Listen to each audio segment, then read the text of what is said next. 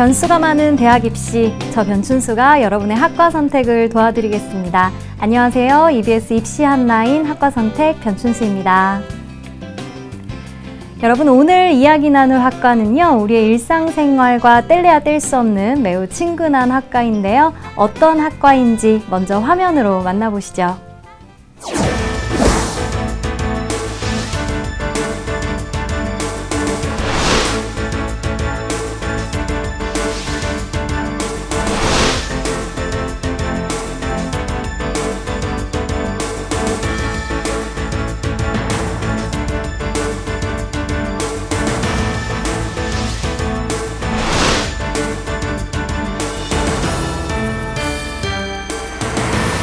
네, 오늘 이야기해 볼 학과는 바로 교통공학과인데요. 세계적으로 도시화가 진행될수록 더욱 주목받는 학과라 할 수 있습니다. 오늘 도움 말씀 주실 오장원 선생님 자리하셨습니다. 선생님 안녕하세요. 네, 안녕하세요. 저는 서울진로진학상담교사협의회 회장 오장원이라고 합니다. 네, 선생님, 교통공학과는 어떻게 만들어지게 되었나요? 교통공학과는 오늘날 현대사회를 이렇게 특징을 지어보면 아마 도시화가 가장 큰 특징이라고 할 수 있을 겁니다. 세계 인구의 한 54% 정도가 또 도시에서 살고, 우리나라의 경우에는 10명 중에 9명이 도시에 거주하고 있는 상황이지요. 그러다 보니까 많은 사람들이 또 도시에 밀집해서 살다 보니까 많은 문제들이 생기고, 그 많은 문제들 중에 또 가장 또 심각한 문제 중에 하나가 교통 문제이지 않습니까? 그렇죠. 네. 그래서 그 문제를 과학적으로 한번 해결해 보자 라고 해서 생긴 학과가 교통공학과라고 할 수 있습니다. 네, 선생님, 저는 도시공학과는 들어봤거든요. 네. 근데 교통공학과는 생소한데 어떤 차이가 있는 건가요? 도시공학과에서 교통공학과가 이렇게 분리해서 나왔다라고 네. 보면 됩니다. 그래서 도시공학이 도시가 가지고 있는 문제들, 예를 들면 환경 문제도 있고요, 주택 문제라든지 에너지 문제, 아까 말씀드린 교통 문제, 그리고 또 신도시도 개발하고 슬럼화도 막고 하는 등 이렇게 많은 문제들을 도시공학이 다룬다면, 말 그대로 교통공학은 그 하나의 지류인 교통 문제에 초점을 맞추는 과라고 말할 수 있겠습니다. 네.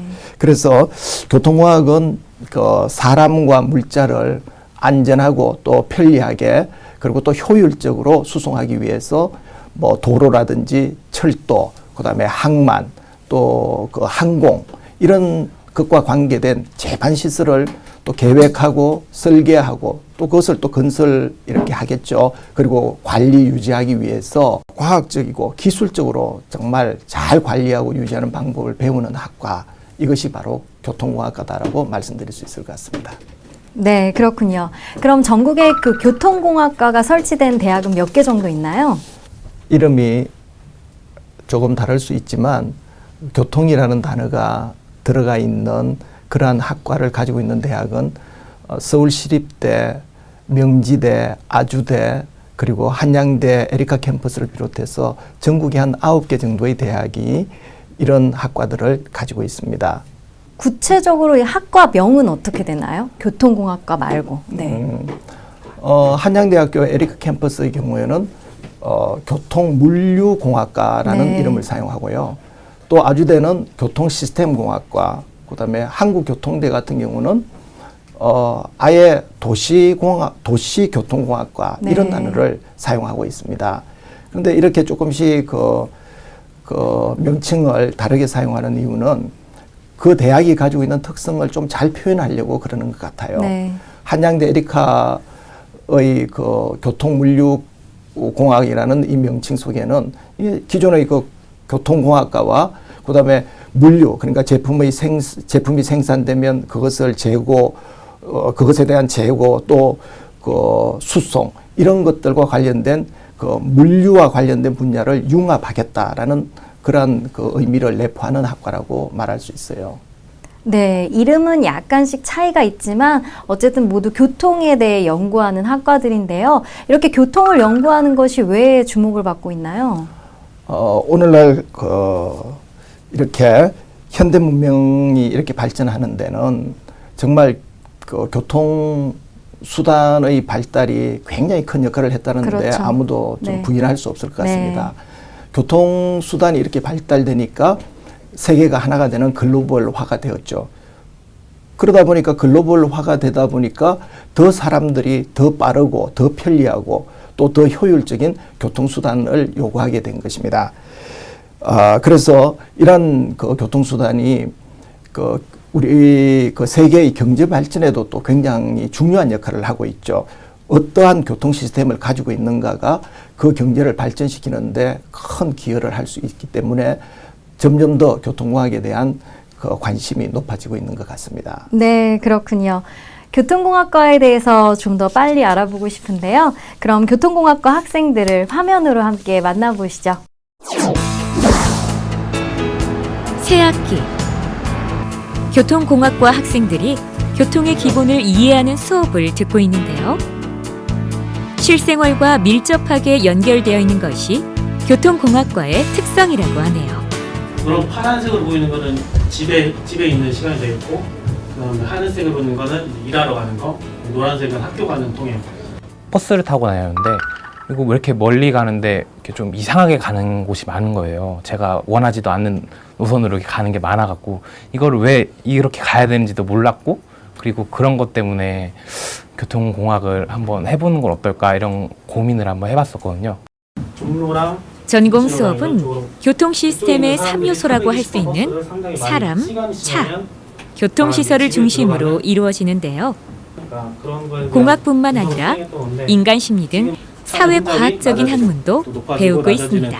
그래서 특정고 2학년 2학기 때 들었던 교통조사 및 실습이 가장 기억에 남는데, 그 수업 같은 경우에는 이제 매주 현장으로 나가서 현장에서 직접 저희가 조사도 하고, 이 조사한 자료를 가지고 분석도 하고, 그렇게 해서 이제 프레젠테이션 하는 그런 수업이었는데, 제가 들었던 수업 중에 가장 이제 힘들었던 수업으로 기억이 되는 반면에 가장 또 배우는 게 많았던 수업으로 기억에 남습니다. 교통공학과다 보니까 공학적인 것들을 좀 많이 위주로 배웠었는데, 이제 교통 경제성 분석이라는 그런 과목에서 어떤 문과적 소양이 이제 좀 접목된 것을 배우는 게 저한테는 굉장히 흥미로웠습니다. 교통공학과는 특히 수학적 사고와 물리학적 사고가 많이 요구되는데요. 실제로 도로를 설계해보고 운영하는 수업이 중요하기 때문입니다. 학생들은 이렇게 직접 손으로 도면을 그리며 완벽한 도로를 설계하기 위해 노력 중입니다. 41% 올라가는데 기준에 부합한지 그런 것도 다 체크를 해야 될 것 같고, 도로 설계 관련된 이런 여러 가지 이론이나 어떤 실무에 어떻게 적용되는지 관해서 더 정확하게 이해를 하기 위해서 이렇게 직접 손으로 도면을 작성을 하고 이제 계산을 하고, 그다음에 직접 이제 지침과 설계 기준을 비교해 가면서 내가 생각한 어떤 설계 방향이 맞는지 틀린지 다른지 이런 거를 좀 고민하는 시간이 꼭 필요하다고 생각이 됩니다. 땅 위에 도로 하나를 놓기 위해선 생각보다 많은 것들을 고려해야 하는데요. 지형 여건도 그렇지만 도로를 사용할 사람들의 다양한 상황을 무엇보다 우선해야 한다고 합니다. 여러 가지 교통 문제들을 우리가 안고서 살아가고 있는데요. 이런 교통 문제들을 해결하기 위해서는 사실은 이 교통 문제가 한 가지만 잘해서는 절대 우리가 이해할 수도 없고, 사실 좀 약간 그 문제의 본질이 무엇인지를 사실 좀 잘 파악하기가 좀 어렵습니다. 그러다 보니까 어떤 하나의 문제를 바라볼 때, 접근할 때 좀 종합적인 사고로서 우리가 좀 분석을 하고자 하는 어떤 그런 마인드를 가지고 있는 게 좀 가장 중요하다고 생각을 해서, 저희는 좀 약간 종합적인 분석을 능력을 가지고 있는 어떤 그런 인재를 만들어내겠다라고 하는 게 저희 학과가 추구하는 인재상이라고 얘기할 수 있습니다. 차량이 많아지고 기술이 발달하면서 교통 환경의 변화에 적응하기 위한 시뮬레이션 수업이 더 중요해지고 있는데요. 핸들을 돌리면 이렇게 기울기도 하는데, 이게 이 시뮬레이션 하는 게 아니고 보통 뇌파도 측정을 하고 장비가 많아요.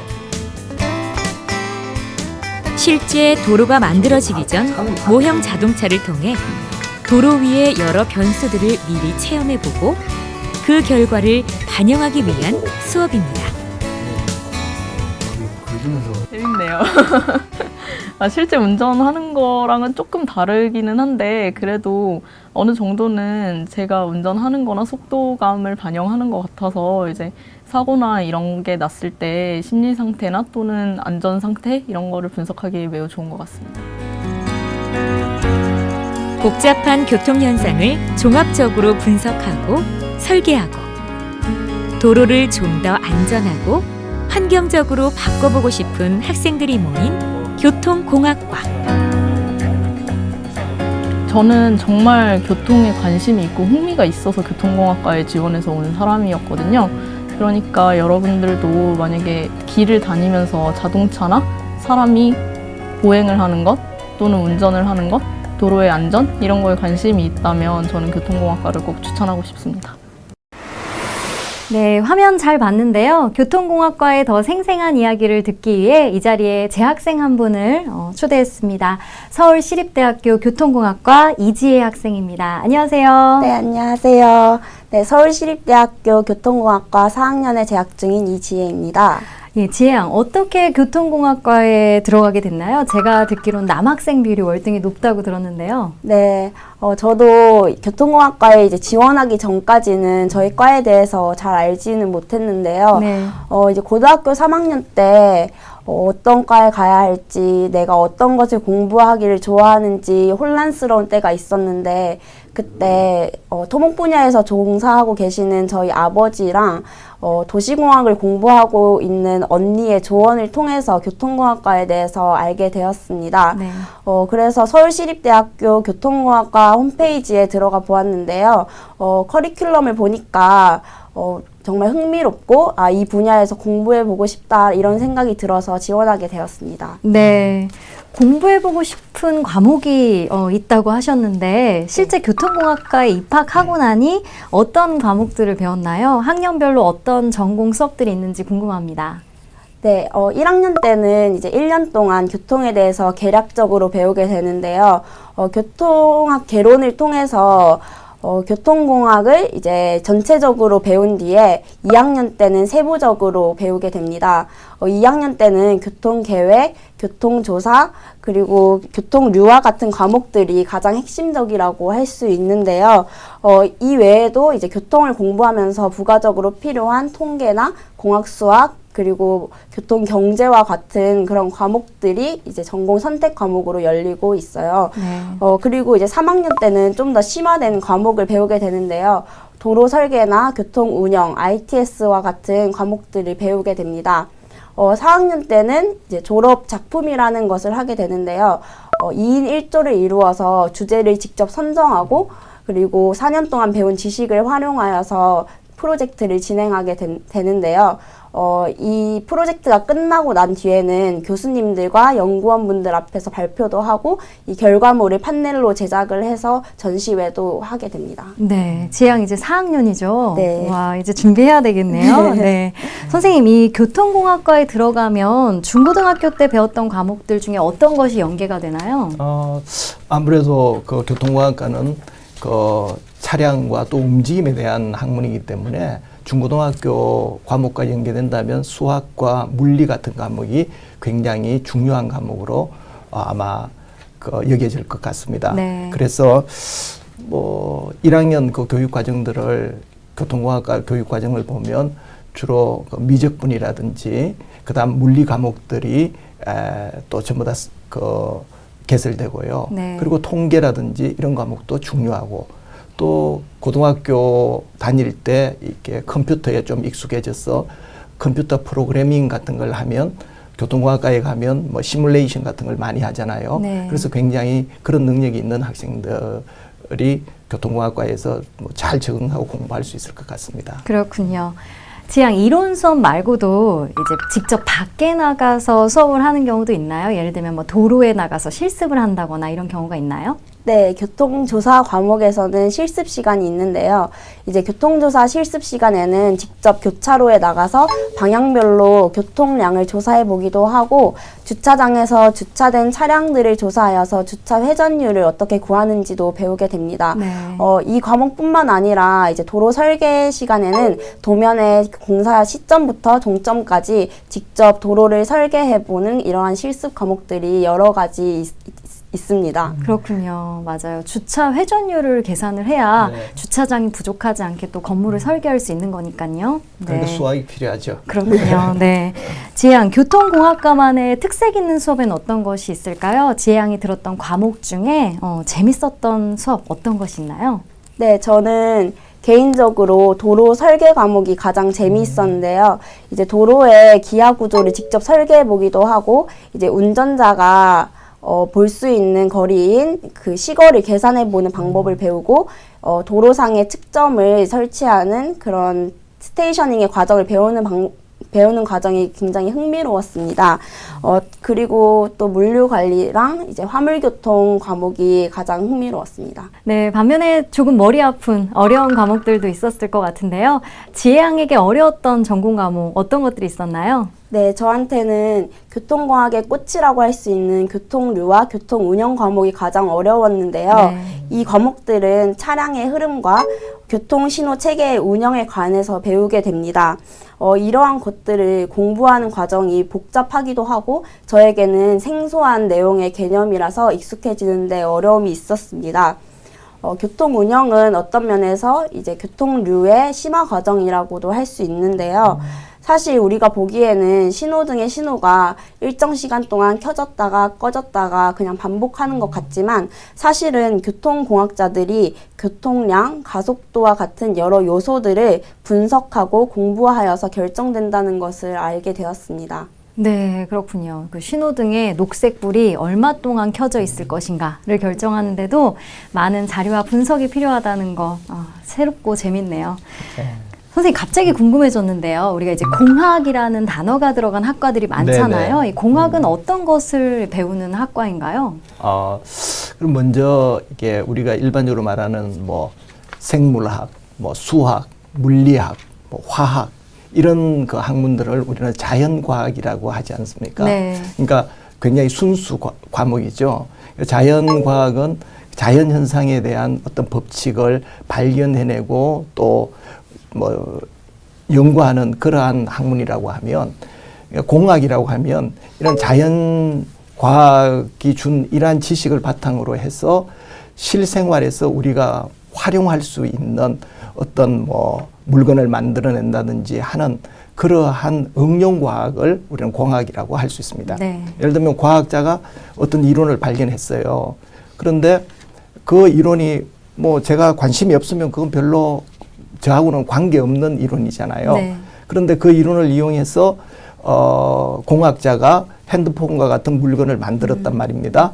그러면 그 핸드폰이라는 그 물건은 나에게 굉장히 의미 있는 물건이 되죠. 그래서 공학이라고 하면 사람들에게 의미 있는 물건을 이렇게 만들어내는 그러한 학문을 공학이라고 말할 수 있을 것 같습니다. 네, 공학이란 자연과학을 기반으로 하여 응용학문이다라는 말씀 해주셨습니다. 선생님, 지금까지 교통공학 관련 수업들은 어떤 것이 있는지 알아봤는데요. 이런 수업들을 통해서 교통공학과가 키우고자 하는 인재상은 어떤가요? 대학마다 그 인재상들은 다 틀릴 수 있죠. 그런데 교통공학과에서 만들어내려는 인재상은 이제 국내외의 이러한 그 교통 문제를 뭐 경제적이고 또 환경적인 이런 문제들 또 사회적인 이런 문제들을 정말 종합적으로 또 이렇게 이해하고 종합적으로 해석해서 가지고 있는 교통이 가지고 있는 이런 문제들을 창의적으로 해결해낼 수 있는 그러한 전문가를 배출하는 것이 그 각 대학들이 가지고 있는 인재상이 아닐까라는 생각을 합니다. 네, 선생님 말씀 중에 지금 환경적으로 생각할 수 있는 이런 말씀 네네. 해주셨는데요. 지혜양, 앞으로는 이제 더욱 친환경적이고 안전한 그런 교통 설계가 더 중요해지고 교통공학과에서도 그것과 관련된 그런 수업들 비중이 늘어난다고 들었는데요. 맞나요? 네, 맞습니다. 우리나라는 OECD 회원국 중에서 교통사고 사망자 수가 1위라는 그런 불명예를 가지고 있는데요. 이런 문제랑 관련해서 저희 학과에서는 교통안전 수업과 교통사고 분석 과목이 열리고 있습니다. 네. 학부 커리큘럼에는 없지만 지속 가능 교통 연구실이 대학원에는 있어서 친환경적인 교통에 대해서도 끊임없는 연구가 이루어지고 있습니다. 네. 또 첨단 사회가 되어가면서 이제 첨단 교통도 교통의 트렌드가 되어가고 있고, 그래서 자율주행 자동차와 같이 이제 첨단 교통과 관련된 그런 기술들에 대해서 배우는 지능형 교통 체계 과목도 전공 필수로 이제 공부를 하고 있습니다. 아, 그렇군요. 선생님, 어떤 흥미와 적성을 가진 학생들이 이 학과에 가면 좋을까요? 그러니까 우선 그 교통에 대한 문제의식을 좀 가지고 있는 학생이 가면 좋을 것 같아요. 네. 아침에 등교할 때 뭐 차가 좀 막히면 어떤 아이들은 막 짜증만 내고 발만 동동 구르는데 네. 그 가운데서도 이렇게 왜 차가 이렇게 막히지? 그리고 이걸 좀 또 해결해서 좀 더 빨리 교통을 빠르게 흐르게 할 수 있는 방법은 없을까? 이런 것들을 한번 생각해 보는데 관심이 있는 학생들. 또 뭐 크게는 우리가 수출을 할 때 이 물건들을 어떻게 하면 좀 더 값싸고 빠르게 좀 수출할 수 있을까? 네. 이런 부분에 대해서 좀 생각을 하고 있는 학생이라면 교통공학과에 좀 어울릴 것 같고요. 네.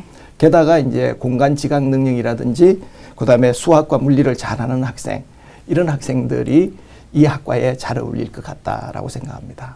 네, 그렇군요. 지혜양, 직접 학교를 다녀보니까 어떤 학생들이 이 학과에 오면 좋다고 생각이 들었나요? 제가 실제로 공부를 해보니까 선생님께서 말씀하셨던 것처럼 가장 중요한 것은 이제 기본적인 이과 수학이랑 물리에 대한 지식이라고 생각을 합니다. 네. 이게 너무 기초가 되기 때문에 실제로 제 친구들 중에서도 이런 기초 지식이 부족해서 힘들어하는 친구들도 많이 봤고요. 그리고 방학 동안에는 이제 인터넷 강의나 이런 학원에 다님으로써 보충하는 그런 친구들도 있었습니다. 네. 그리고 이제 수업을 듣다 보면 교통 시뮬레이션 프로그램을 다루게 되는 일이 잦기 때문에 컴퓨터 사용 능력이 우수한 학생이었으면 훨씬 수월할 것 같습니다. 부가적으로는 영어 원서를 읽게 되는 일이 너무 많아요. 그리고 영어로 시험도 치게 되기 때문에 영어에 대한 두려움이 적은 학생이면 좋을 것 같습니다. 네, 그렇군요. 그럼 교통공학과를 졸업한 이후에는 어떤 분야에서 일하게 되는지 궁금해지는데요. 졸업생의 이야기를 들어볼까요?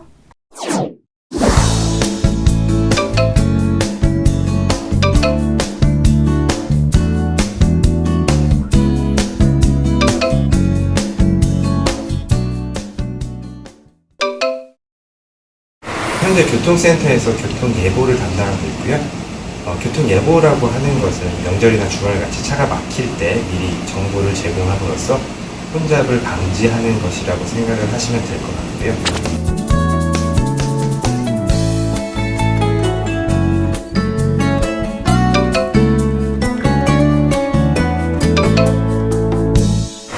네, 요즘은 선택과 집중이 중요하다고 하잖아요. 보통 취업 준비를 하시면 이제 여러 회사를 준비를 하시는데 이제 저 같은 경우는 한국도로공사만 바라보고 취업 준비를 했었고요. 그래서 회사에서 요구하는 최소 자격증이나 이제 어학점수 이런 거를 취득하는데 이제 최소 시간을 투자를 했고요. 나머지는 이제 전공 시험이 중요하다고 해서 전공 시험에 준비를 많이 했습니다. 다행히 이제 생각보다 시험 결과가 좋아서 취업에 성공한 것 같습니다.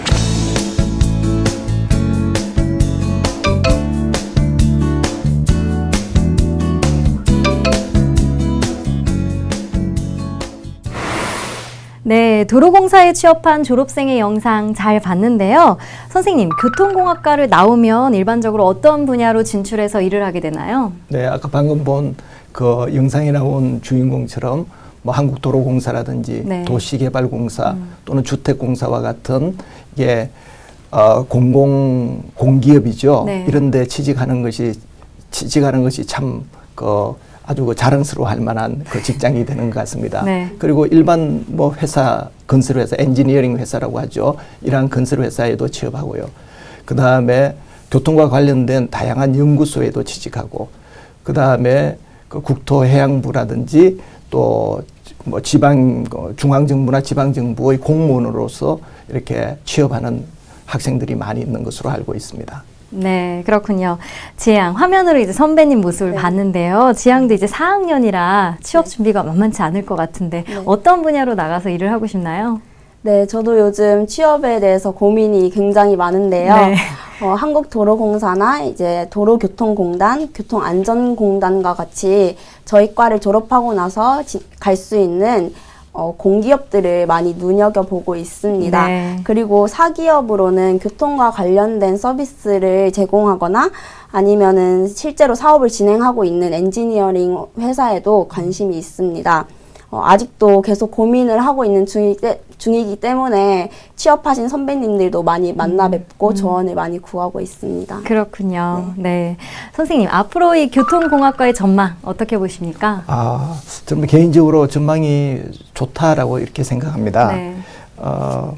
그 교통공학이라고 하면 뭐 도시공학에서 나왔으니까 좀 굉장히 좀 좁은 의미일 것 같지만 실제로 물류나 항공, 철도 등을 전체적으로 아우르는 그러한 영역이거든요. 그렇죠. 그 범위가 굉장히 좀 넓다라고 생각을 하고요. 네. 또 사람들은 이렇게 움직이고 싶은 걸 좋아하지 않습니까? 그러한 사람들의 욕구가 있는 한 교통공학은 여전히 그 수요가 많을 것이다라고 생각합니다. 네. 이게 선진국도 있지만 뭐 아시아나 아프리카 쪽에 아직도 그 교통체계가 잘 정비되지 않은 나라들이 많이 있죠. 그렇죠. 네. 그런 곳에서 아마 우리 교통 그 공학자나 또 교통 전문가들이 정말 멋지게 그 일을 만들어갈 수 있지 않을까라는 생각을 해봅니다. 지혜양, 교통공학과에 이제 관심이 있는, 오늘 방송을 보고 또 관심이 생긴 중고등학생들에게 해주고 싶은 말 있다면 어떤 것이 있을까요? 네, 중고등학생 때부터 이제 주변 교통 현상이나 문제점에 대해서 관심을 가지고 있다는 것만으로도 교통공학을 공부할 준비가 되어 있다고 생각해요. 네. 사실 교통공학을 공부하는 것은 이제 쉽지는 않기 때문에 대학교에 와서 시작해도 늦지 않다고 생각하고요. 그래서 이 과목을 공부하기 위해 필요한 지식들, 고등학교 때 갖춰야 할 그런 기본 소양들을 충실히 공부하고 공부하는 것을 게을리하지 않았으면 하는 바람입니다. 네. 뭐 수학과 물리가 해당될까요? 네. 그렇군요. 선생님도 이 교통공학과를 희망하는 학생들에게 한 말씀 해주시죠. 네. 뭐 어떤 학과, 어떤 대학, 어떤 학과를 선택하더라도 내가 그 학과에 들어가서 정말 무엇을 배우고 싶은지 그리고 또 배운 다음에 내가 무엇을 할 것인지 이러한 것들을 미리 한번 생각해보고 학과를 선택하면 좋겠다라는 생각을 해봅니다. 네. 우리가 무심코 타고 다니는 지하철, 버스, 자동차 이런 교통수단이 없다면 혹은 이런 교통수단에 문제가 생긴다면 어쩌면 우리의 일상생활은 단 몇 분 안에 마비가 될 수도 있다는 생각이 듭니다. 현대사회에서 도시화는 피할 수 없는 현상이고요. 그렇다면 편리한 교통 못지않게 더 안전하고 더 친환경적인 교통이 필요한 시대가 아닌가 생각됩니다. 그런 면에서 교통공학과의 미래는 앞으로 계속 밝다고 할 수 있겠네요. 오늘 함께 자리해주신 오장원 선생님, 이지혜 양 고맙습니다. 시청자 여러분, 저는 다음 시간에 찾아뵙도록 하겠습니다. 고맙습니다.